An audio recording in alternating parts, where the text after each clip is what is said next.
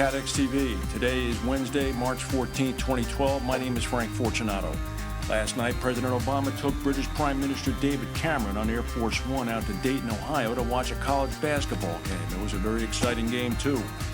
There was a 6.8 earthquake off Japan this morning up near Hokkaido, the northern island. No damage or injuries. A very small tidal wave, a tsunami, of only about 8 inches was recorded. The quake struck the location near Aomori Prefecture, which was the hardest hit in last year's quake. No reports of damage at the nuclear plant of Fukushima.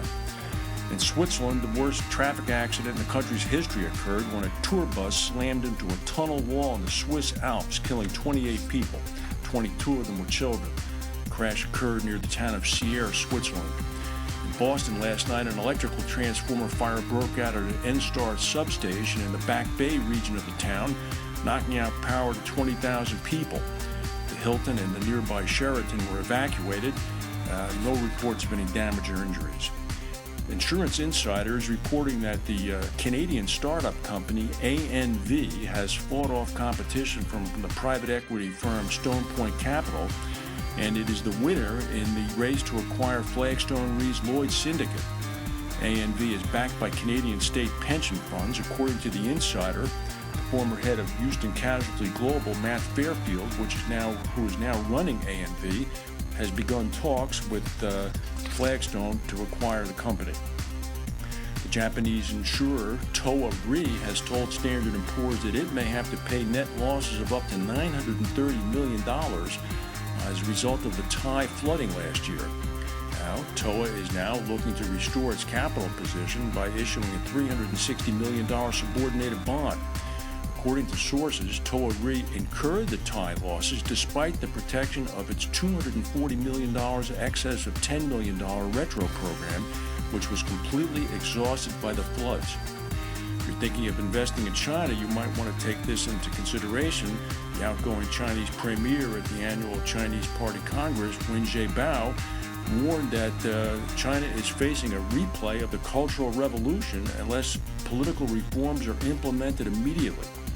He said, without a successful political structural reform, it's impossible for us to fully institute economic reform, and a historical tragedy as the Cultural Revolution may happen again. 1966 to 76 Cultural Revolution was a decade of death and strife in China. The Iranian parliament grilled the Iranian president Mahmoud Ahmadinejad today over a long list of accusations that he mismanaged the nation's economy and defied the authority of the country's supreme leader, Ayatollah Khamenei. First time in history, the president was hauled before the Congress and forced to answer questions. The president handled the questions with aplomb.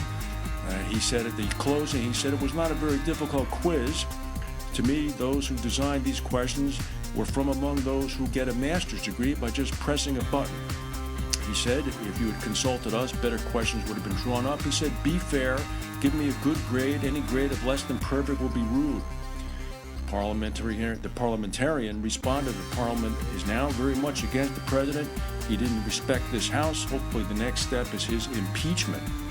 That Qantas Airbus A380 plane that was damaged badly when the engine exploded in midair should be back flying by the end of April. This is after a $135 million retrofit. The plane is scheduled to fly from Singapore, where it's being overhauled, to Sydney. Senior Qantas executives, including the CEO, are expected to be on board the flight. That's the news for today. If we have any breaking news, we'll come back and tell you. Thank you for watching, and we'll see you tomorrow.